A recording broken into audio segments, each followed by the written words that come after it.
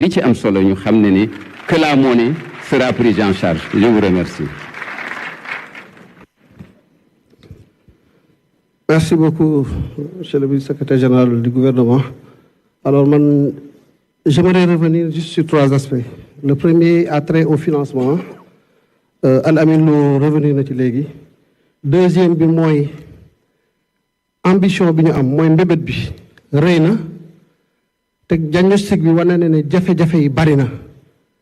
diggante bi naka la ñuy def ba àgg ci ambition boobu loolu mooy sama deuxième point bu ma bëgg a aborder. Et troisièmement, de manière subsidiaire,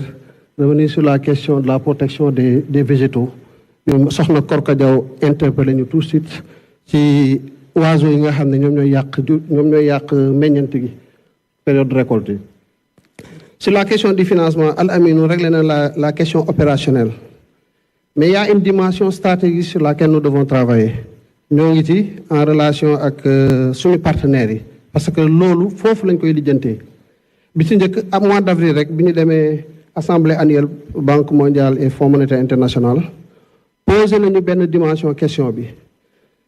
te la dimension stratégique lu tax mu am solo mooy que ne day agir sur la profondeur de nos marchés financiers parce que loolu tamit beneen problème la am nañu financement am nañu système bancaire am nañ ay mécanismes mais est-ce que mécanismes yooyu ñu ngi jot suffisamment de fonds suffisamment de cash pour que mu mën a impacter véritablement tout le tissu économique. moo tax am na ay réformes yoo xam ne c'est les partenaires techniques et financiers qui doivent nous accompagner ci loolu wax naa ko léegi muy FMI Banque mondiale mais am na yeneen réformes yoo xam ne à l'interne c'est au niveau de l'UEMOA avec la Banque centrale notamment avec les autres acteurs l'autorité des marchés financiers et autres mécanismes yooyu tamit war nañ ko xoolaat xëy na nekkul yoo xam ne dañ koy kii nii mais cadre yi nga xam ne moom la ñu teg en place pour waxtaane fa loolu notamment le conseil des ministres de l'UEMOA nga xam ne man maa ciy siège ak sama naataango ministre de l'économie ces questions là ñu ngi koy adressé et le moment venu véritablement dinañ ci am ay avancées yu leer. Deuxième dimension côté stratégique bi mooy le financement il existe mais bu état bi ñëwee rek jël lépp li muy bàyyee secteur privé bi nga xam ne moom moo war a suppléer état bi ci financement programme bi ñu amee su état bi ñëwee jël lépp day nekkaat beneen problème moo tax dans notre stratégie ñu ngi liggéey ci d'autres mécanismes innovants.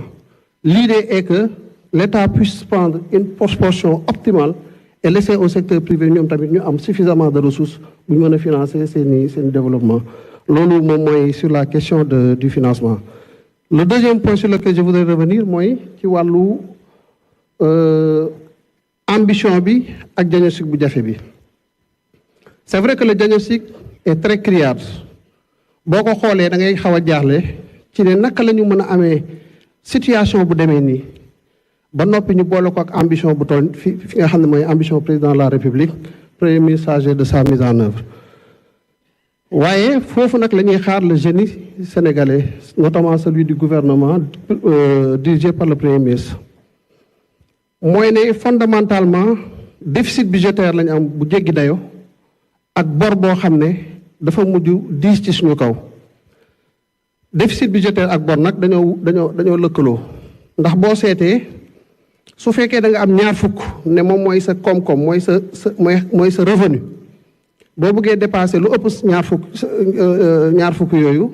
bor day dikk ndax pour nga financer loolu il faut nga leb te loolu ngay leb noonu de manière circonstancielle ci benn moment moom lañ tuddee déficit budgétaire. léegi déficit budgétaire moom il n'y a pas de secret pour lutter contre le déficit budgétaire il n'y a que 2 mécanismes soit dañuy yokk suñu capacité bi ñuy mobiliser suñuy ressources maanaam li ñuy am naka la ñuy fexee ba mu yokk wala ñu wàññi suñuy dépenses wala ñu yokk suñuy recettes boole ko ak wàññi suñuy dépenses. bu ñu nee wàññi suñuy dépenses rek il faut ñu def attention cela ne signifie pas que dañuy ñëw dagg dépenses yi déedéet dafa am nu ñu tuddee les tendances c'est-à-dire que da ngay accélérer sa capacité mobilisation des ressources c'est-à-dire que bu fekkoon ne dañuy créer richesse 100 li ci jugee ci ressource nekk 17 da ngay fexe ba 100 yi ngay créer 18 19 wala 20 yokk ci nga xam ne say ressources bopp lay bokk. deuxièmement bu ñu nee réduire dépenses yi nekkul ne da ngay ñëw rek aussi nga commencé dagg noonu déedéet yaakaar naa njuumte boobu amoon na fi sax biñ ne dañuy réduire la masse salariale ñu yaakaar ne dañuy wàññi salaire yi fekk demeewut noonu dafa am lu ñu tuddee ay proportion c'est-à-dire que on décélère dépense bi day yokk waaye ni muy yokkoo dañuy fexe ba li ñuy am ba richesse bi Sénégal di créer mu gën a gaaw rythme bi nga xam ne ñun moom la ñuy dépenser donc suñu boolee ñaar yooyu ci recettes yi ak ci dépenses yi boole ko nag comme suñu bor diis na faw mënatul ñàkk ñu ut ay stratégie yoo xam ne dañuy xool naka la ñuy gérer bor boobu li fi nekk déjà am nañ ay acteurs yu ñu ko seqal ñu dem xool naka lañ koy waxtaanee